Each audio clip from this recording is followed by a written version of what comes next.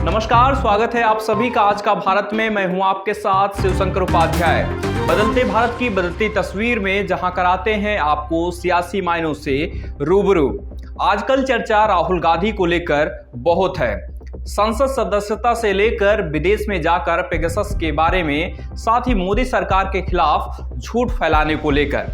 राहुल गांधी की सदस्यता क्या गई, बहन प्रियंका गांधी वाड्रा से लेकर कांग्रेस पार्टी के बड़े नेता मल्लिकार्जुन खड़गे की बात करें या फिर पार्टी प्रवक्ता सुप्रिया श्रीनेत की बात करें, या कहें कि पूरे कांग्रेस पार्टी की ही जनता के बीच जाकर इमोशनल कार्ड खेलने में जुट गई है और बताने की कोशिश की जा रही है कि राहुल गांधी की सदस्यता प्रधानमंत्री नरेंद्र मोदी के इशारे पर रद्द किया गया है कि उनको सच बोलने वालों को सदन के अंदर रखना नहीं है, इसीलिए सदन के बाहर डाल रहे हैं। लेकिन सदन के बाहर भी हम बोलेंगे, सदन के अंदर भी बोलेंगे, और कहीं भी अगर ये जो पब्लिक मीटिंग होते हैं उसमें भी हम बोलते रहेंगे।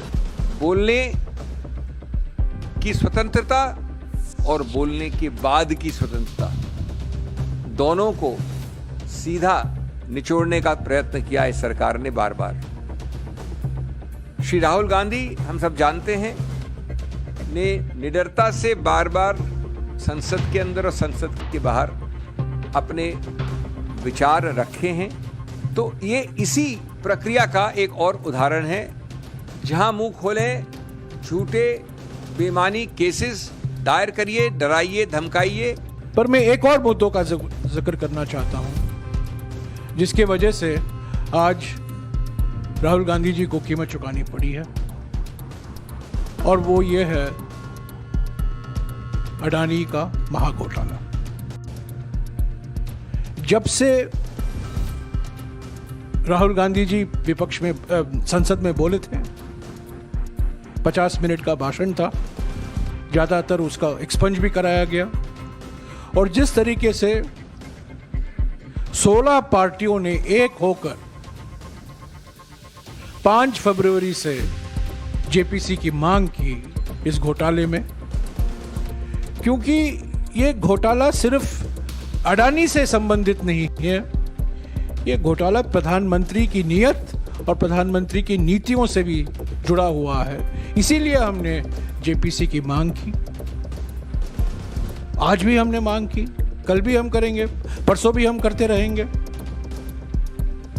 और इस अडानी घोटाले से ध्यान हटाने के लिए आज इनको कीमत चुकानी पड़ी है। कांग्रेस पार्टी के प्रवक्ता नेता जुट गए हैं कि देश में लोकतंत्र नहीं है, मोदी सरकार का कब्जा है, वगैरह वगैरह बयान दे रहे हैं राहुल गांधी।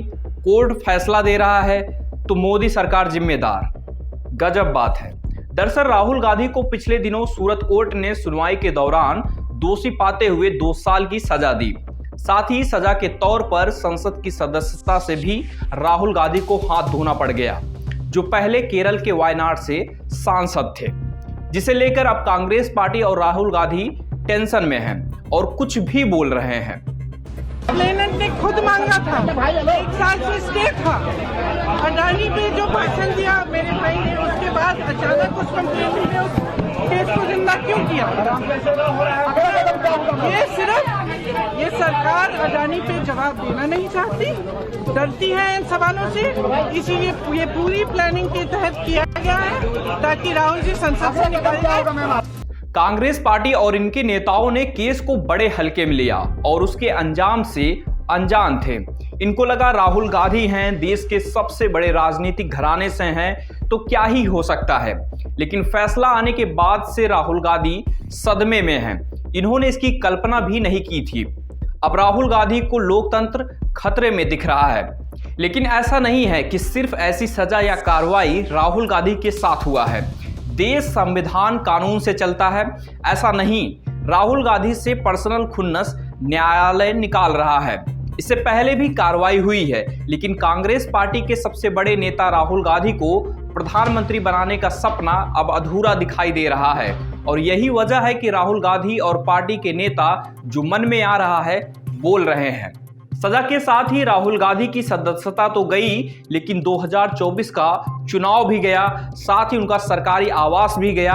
2031 का भी चुनाव गया, क्योंकि 2 साल सजा के तौर पर और उसके बाद 6 साल चुनाव नहीं लड़ सकते। राहुल गांधी 2031 तक चुनाव के लिए फिट होंगे और तब तक राहुल गांधी की उम्र 63 साल हो जाएगा। तो क्या 63 साल में राहुल गांधी देश के प्रधानमंत्री बन पाएंगे, यह बड़ा सवाल है। जिस तरीके से राहुल गांधी की सदस्यता गई है, उससे विपक्ष के नेता भी राहुल गांधी और कांग्रेस पार्टी के साथ सुर मिला रहे हैं।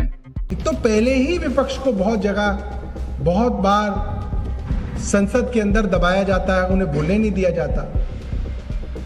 और अब छोटे छोटे मामलों के अंदर दर्जन भर राज्यों के अंदर मुकदमे दर्ज कराए जाते हैं।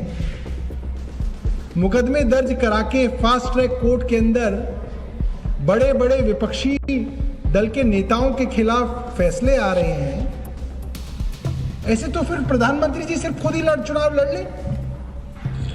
भारतीय जनता पार्टी ये तय कर ले कि अब तो भारतीय जनता पार्टी ही चुनाव लड़ेगी, कोई विपक्ष होगा ही नहीं, वही चुनाव लड़े, वही चुनाव जीते।